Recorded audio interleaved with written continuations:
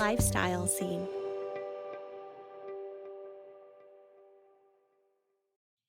Hello and welcome to the Lifestyle Scene. I'm your host, Jennifer Sanford. And I'm Stephanie Kockelman. And today we are here with Marsha Waterman. She's the founder of the Warrior Refuge. And she's a fierce advocate for the less fortunate, a phenomenal mom, and an absolute one of the best people and loyal friends you'll ever meet. Welcome, Marsha Waterman. Hi, Marsha. Thank you. Thank you so much, guys. Okay, so tell us about your foundation. Tell us about the Warrior Refuge. Wow. Okay. So Warriors Refuge basically started out of my own brokenness, to be completely honest, which is who I am. I can't do anything else except raw and authentic. So here we go. Gotcha. I was a mama and a wife and a personal trainer and a massage therapist, all of that. Amazing. Trying to divorce. It got a little crazy. It got very crazy. I got to the point where I was deep into depression, trying to rise up out of my own fears, out of my own trauma, trying to end a vision. You know, when we get married, we hope we're going to stay married. And of course, it wasn't looking like we were going to stay married. And so here I am. I'm from Canada. You know, a weird accent. That's why. So I'm from Canada, and I'm stuck in a country that's not my own. And I'm basically trying to divorce and still raise my kiddos and make everything work out. And in the midst of all of that, God was showing me that there's a fierce warrior inside of me that still is kind of like that mama bear that's going to fight for her kiddos and going to make things right. And so that was where I rose up in myself. There's a song Hannah Kerr sings, Warrior. My children and I would play it just nonstop and dance in our house. You know, Mommy's a warrior, we're a warrior. And so from there, I'm running on my treadmill one day and I was praying and I just felt like I was in a place where I was finally finding the freedom to keep going with what I felt like was instilled inside of my heart. When I was a young child, I had a really close friend that had been molested and raped as a really young child. I had never really known what that was because we were so young. We didn't even know the terms. We just knew it was wrong. And we weren't allowed to tell anyone. So from there, as a little girl, I kind of started mothering her, but then I also started to realize that there needs to be more done for children like that. So all throughout my teen years, I was that person. If anyone had anything happen to them, I kind of was like a magnet. They'd come to me. I could see that. What's that? I could see that in you. Yeah.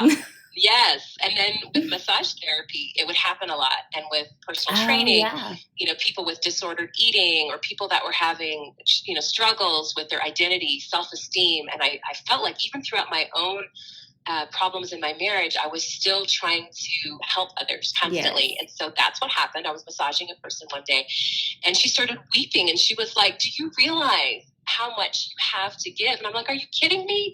I'm still going through hell myself. And she's like, no, you don't understand. When you're able to be authentic with others, you can bring light into our lives and help us. And so she's like, please just do something. And I'm like, oh my gosh, I don't know. And so within minutes, I'm like, okay, let's just start. And so literally that day on the treadmill running, the Lord was showing me Warriors Refuge. He's like, you help people to find the warrior they've lost inside, but you also bring a refuge, a place of rest for them. And so on Fridays, it began mostly with single moms or women that were perhaps married but were struggling with their identity. And we would just hang out at my house. I love to cook and entertain, so I would prepare a meal. And you're an amazing cook. Sorry? Like, you're an amazing cook. I've tasted some of the things from your kitchen. It's always a delight. I try to do it healthy, yes. And so we would just have people over. And then it wasn't even like a Bible study or a prayer time, but they were finding God, but finding who they were. And what happened was most of those people had needs. And so my front door kind of became like a little Goodwill. I would leave like a $20 bill. I'm not going to give you my address. Just kidding. Yeah. So people would come, they drop. And then my garage started to overfill. Like it became literally like a storage unit. Then I started to have to rent a storage unit. And then it wasn't until finally we had a family that was being evicted where it got big. And I was like, hold the phone. We've got to like do something because I can't have thousands of dollars coming. In the beginning, it was like $20 here and there. People would give us $100. So I talked to an attorney about turning Warriors Refuge into an actual nonprofit. And that in itself is just a blessing how that happened. And it completely grew within about 12 hours. We raised $1,000 and got that family back into their home. They weren't going to be evicted. Things were going to, get better for them. And then from there, I started to delve into reaching out to more than what was coming into my home. So I started to work heavily with families and friends that I knew that worked alongside people living in homelessness, like in North Tulsa. There's a church, Wesley Chapel. I went there and basically met people that were sleeping in tent encampments, on the ground, shelters. And I personally found it difficult to feed them a meal and lead worship or help with the children and to hug them and put them back on the bus, because for me, I knew what they were going back into. I would look in their eyes and I would say, where will you be tonight if I could send someone to come help you? And that look on their face and saying to me, I don't know, was just so desperate and so hard for me to receive, because I'm a fixer, I'm a doer. You come to me and you want to drop 15 pounds. I'm going to help you drop 15 pounds. The trainer in me. You come to me with a sore muscle. I'm going to work that muscle out. Right. And so I'm looking in the eyes of these people and I know they're going back outside. So I started taking the hand out to a hand up, and I started looking into other shelters, other foundations that were already around, established, and started to try to partner with them and to help them if they needed things, so that then I could send people to them, if that makes sense. Like I wasn't just going to drop someone at their door. I also wanted to help if there was a foundation already started somewhere and they needed a deposit made for a person. And then for us, we actually were able to house 3 different families off the street. But with that, it was incredible. But with that, you have to have a lot of, staffing and volunteers. So we haven't been able to take on more families to house specifically into an actual house or an apartment on our own. So the last 6 months, we've done it differently, where we've been able to help walk them into an actual shelter or a program, because there are several around town that are already established. So I know that was a really long answer. No, that was perfect. That was absolutely perfect. It really gave me a good insight into what you're doing and where your people are coming from. And honestly, it gave me a really good picture into your heart. I mean, it really did. And I can totally see that with you. I feel like there's a calling on all of our lives. And to be completely honest, until you find that calling, even if you're making, millions of dollars, you're not going to be happy. And so for me, when I realized that little girl that couldn't help her friend now is able to help so many others, because for me, sex trafficking is huge. People have no idea. 1 out of 4 little girls are molested. And those are the ones that tell. So you can't even think, how about the ones that don't? Absolutely. 1 out of 6 little boys. And we think the number is probably higher because little boys don't usually tell secrets like little girls do. So for us, we're trying to catch red flags. If we see a family that's suddenly abandoned and there's a woman trying to raise, 14 children on her own, that has red flag all over it. I know people that have said that they have been prostituted out for rent money. We know people that have been prostituted out to pay for their electric bill. So we need to try and catch that stuff ahead of time if we can. And I imagine you have so many stories that you have collected along the way. What is the most impactful success story that you've had so far? For me, probably the largest one that pulls on my heart isn't even one that I started with in the beginning, but I was there at the end. So I'll go ahead and share. So I have a friend, her name is Bambi, and I'm okay to share her name. She's written a book.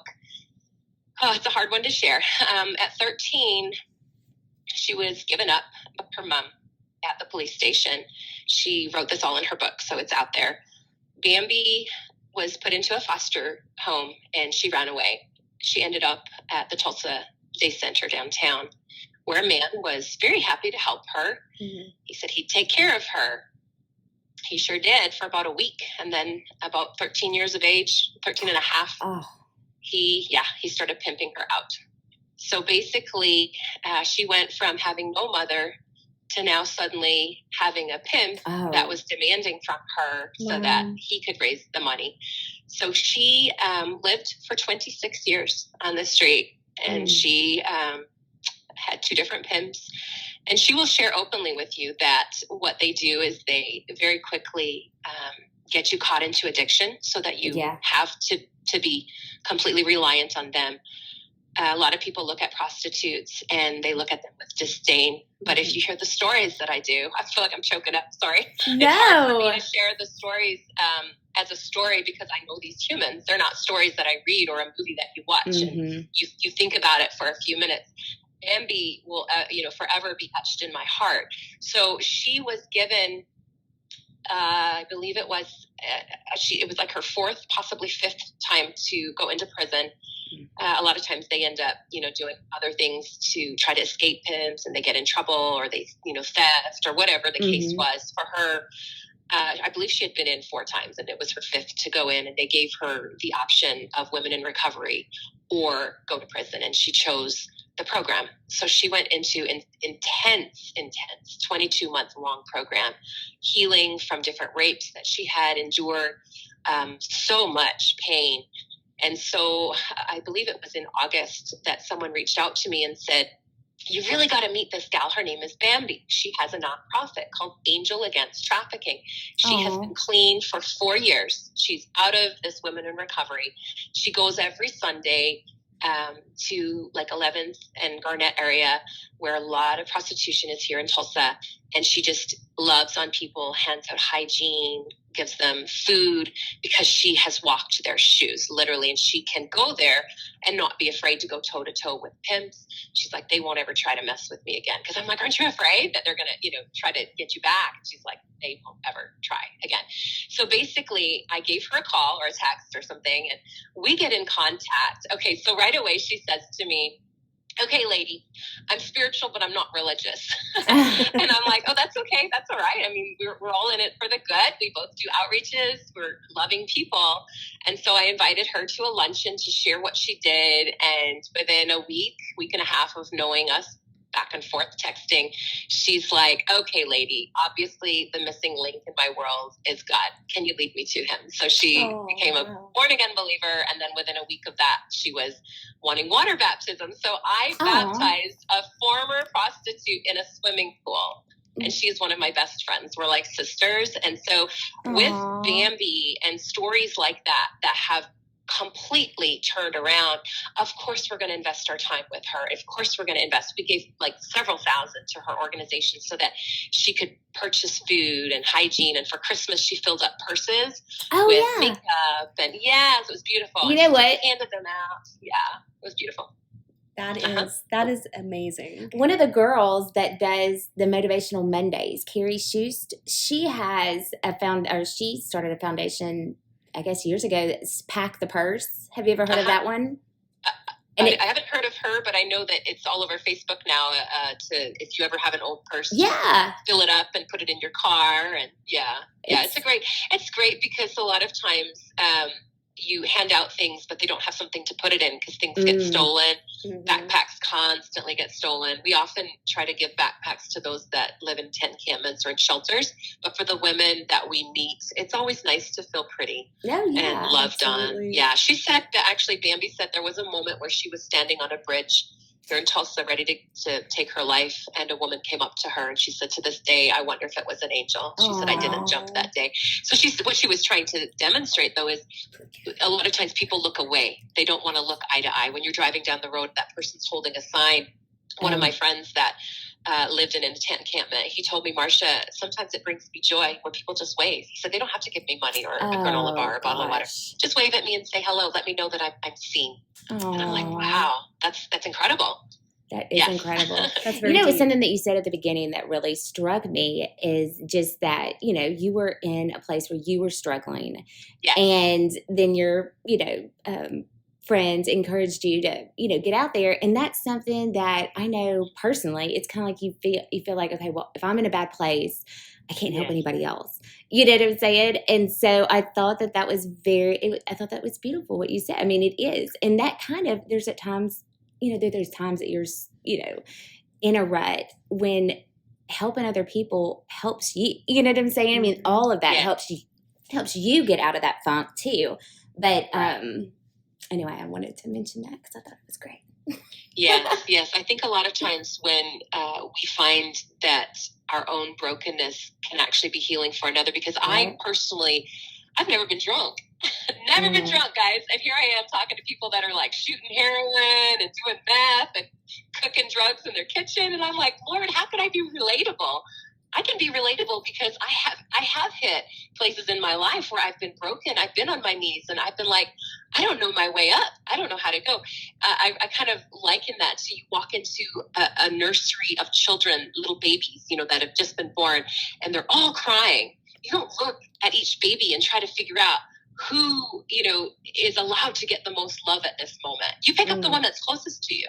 And you just hold that one for that moment. There's a story about a little boy on the beach, and someone sent this to me, and it was so precious right at the beginning of Warriors, and they said, this is you. And so I've kind of adapted the starfish mentality. This little boy is on the beach. You may have heard it. All these starfish are washed into shore, and there's just thousands of them. Yeah. And this little boy is picking up one starfish and flinging it out to the ocean, and people are coming up to him, and they're like, what are you doing? They're looking at thousands more left on the ocean and on the beach, and they're like, what are you doing that you're making no difference? And he picks up another one right in front of that person and says, it matters to that one. And he flings that one into the ocean. So a lot of people will say that to me. They're like, Marsha, there's always going to be poor people. There's always, and I'm like, yeah, there may be. And there will always be people broken, and there will always be people hurting. I was hurting. I was broken, and there were people there for me. So as much as I can, I'm going to be there for others. Now, in saying that, I've also realized that I too need to slow down once in a while. I'm kind of an Energizer bunny. I don't do caffeine. If I did, it would be crazy. But I feel like so much of my life I lived wanting to be where I am today. So I'm making up for lost time. So that's what I try to do when I talk to others, is spur them along, and I'll look them in the eye and I'm like, what did little you want as a child? If it was to, be a nurse, and you're not being a nurse, then be a nurse. But if your heart just breaks for broken children, if you were molested as a child and you are sickened by those stories, don't just hide that. Bring, maybe you don't feel at liberty to share your specific story, but perhaps you can go out and help those that are caught in it right now. Help me get them out of where they are, or help me to help a family. If you're a person who is constantly raising your signs at the, abortion clinics, you're murdering children. Why are you not with me when I'm helping a 14-year-old that just gave birth? Yeah. That's a big one for me. All of the pro-lifer friends, I'm like, help me. Once those babies are born, we now have a 14-year-old little girl who's really a little girl. Yeah. Her body is still growing. And so we need to support those as well. So for me, I have a lot of people kind of laugh. They're like, where are you going? What is your lane? And I kind of say, you know what? When Jesus walked down the road, I don't believe he ever said to someone, oh, you're not in my department. I'll send you over there. Oh, I'm not going to heal you. So for me, I pretty much have a slogan. We help pick up all of the broken pieces and put them back together through hope. And that's basically what we do. We help people that are broken by giving them hope and then leading them to the best. Of course, I'm not trained in, psychology, psychiatric help, none of that. So obviously, mental illness, I'm going to have to refer out, but that doesn't mean I'm not going to pray for someone. That doesn't mean I'm not going to try and put shoes on their feet if they come to me without shoes. We literally have had that, ladies. Literally, they've gotten off the bus wearing socks. It's incredible to put shoes on. So tell us, how can we help? Like, how can our listeners help? What is your biggest need? Either right now, or what do you see in the future? Tell us how we can get active. For us right now, at this time, we're finding shelter to be the largest problem in Tulsa, Oklahoma, and really I'm seeing it all over the nation. A lot of people that would not have been evicted are being evicted or living in homelessness where they wouldn't have been before, since COVID has hit and people have gotten fearful. People that have reached out to me and said, I've never endured this before. I've always worked, but I can't get a job. I was laid off and now my unemployment is gone. And so for them, just trying to see what we can do with that. So there are different programs here in Tulsa, and I'll go ahead and name some if you want to keep these, as in the back of the mind for people. Sure. But, the Day Spring Villa is now called The Spring. It is an incredible shelter, and this one is specific for domestic and sexual abuse. So most times it's going to be women, but there are sometimes males as well that come with children, majority of the time. And that place is almost always full. And so when we have a case where someone is literally panicked, they're trying to flee a situation, I don't always have places for them. And that's really, really difficult. We have put people up into hotels. We've done extended stay, and that gets really, really pricey. I bet. Yes, we have literally helped a woman that was fleeing a trafficking ring. It was the most difficult night of my life. I think we were on the phone with police. We were trying to rescue. We helped, and we did get her into safety. But things like that are hard. There's just not enough shelters. So I've really been trying to actively pursue reaching out to people that would like to fund a larger place or even help with the Spring to create another duplicate of what they do, because they're already doing it well. Why would I, in past I had, and I still have in my mind, this vision of tiny homes with a large rec center in the middle where we can house people. But until that can happen, let's start where we're at. Wings of Freedom is a phenomenal program here. They just purchased another motel that needs renovation. So I believe they need between $2 and $5 million, and it will be completely renovated and ready for families. They take everyone. So they will take single moms, single dads, just single people by themselves, or families with 4 children or more. I mean, it's incredible. They have 150 units already, and they are almost always filled. Yeah. Wow. And that one's a program where they do celebrate recovery. They help them find jobs. These are not just shelters where they come overnight. They actually have a place to stay. So we went and interviewed Pastor Dixie. He has God's Shining Light Church, and it's really a fun place. If you walk in there, you feel like you need like a Harley Davidson jacket. Almost everyone there rides a Harley. They've either been in prison. He himself was in prison. So there is like no judgment in that place. You want to go there. It's a completely, free spirit, but at the same time, they mean business and they want people healthy and whole. So it's an actual program that you can go to with family or without. So that one in itself, why would I, again, reinvent the wheel? They've got it going. And if I'm going to send people there, my goal is to help them to build it bigger. Does that make sense? 100%. Yeah. Okay. 100%. But then me personally, for me as Warriors Refuge, we need a lot more volunteers that will help to do pickups. We do a lot of clothing drives. Like in September, we did a huge shoe drive for the children in North Tulsa. A lot of those children are not going to school right now. With public schools closed, they're at basically governmental housing. Most of the apartments up there are governmental housing, and they're really, truly not getting schooled. Some of them are showing up to the church in flip-flops in the middle of winter and stuff. So in September, we got over 300 pairs of shoes. And then in November, we did another drive for coats. We were actually on KXOJ, the radio station here, doing an all things warm, collecting blankets and coats and mittens and all those things. So things like that, helping us to pick up things, to deliver items, and then rides. If people feel comfortable with a mom that needs to go downtown to try and get food stamps, or to drive her child to go get a Sooner Care card, different things like that. Does that, if that makes sense. There's people without vehicles, helping people to get bus passes. So again, that hand up mentality of some people, $25 is just huge to them. They have to go and panhandle that. If we can just find someone that wants to get $25, we then can help someone get their identification card. And it's huge. Once you get your identification card, you can get a library card. You can get your food stamps. It starts a whole domino effect. Of course, we don't want to rely on the government for food stamps forever, but if that's going to help someone feed their family, then we're going to go that route. It's there. So that's something that we definitely want. Mentors is another huge one. I do a lot of praying with people and just really encouraging them, because you have to think a lot of these people we work with have been raised in fear. They've been raised in trauma, possibly raped, abused, abandoned. And then they meet someone like me who just loves on them and tries to empower them and speak life one day, and then 2 or 3 days later, of course, the video in their mind of the trauma and the evil and the bad things starts to overweigh the good stuff that I've instilled. So we're trying to help people to get a mentor and a partner, accountability to keep them rising up. Awesome. Okay, so when our listeners hear about Yes. your foundation and they're going to be inspired, I feel it, to go out and get involved, where can they contact you? What's the best way? Would it be the website? Can they email you? What's the best way to help to volunteer?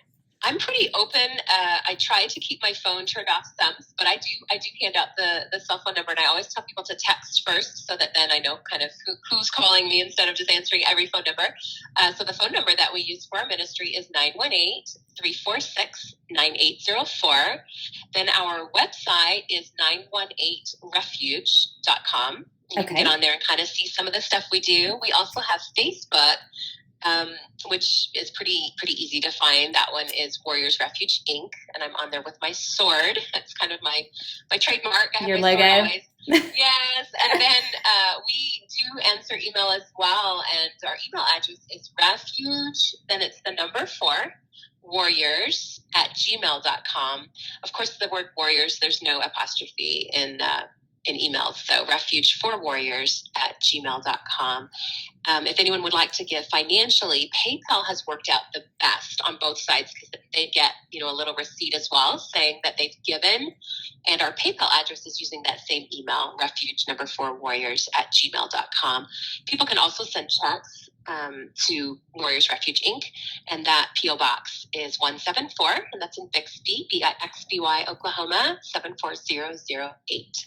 Awesome. And we'll have all this information and links on our show notes, and we'll be passing this along throughout the week as we promote the show.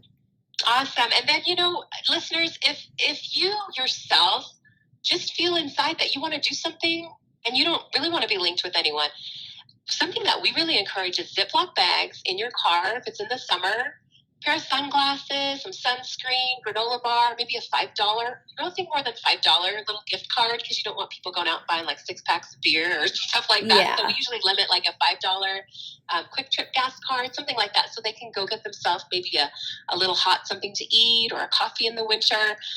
We often pack in like little beanies for the hat, little warm hats in the wintertime, those warm things that you can put in your gloves, just something that, helps you. So if you are driving down the road and you see someone, you can easily pass that out through your window and know that you have done something good. Marsha, I have to say that I am just blown away by how loving and supportive you are. And to hear you speak so much love into what you do is just amazing. I cannot wait to learn more about your organization.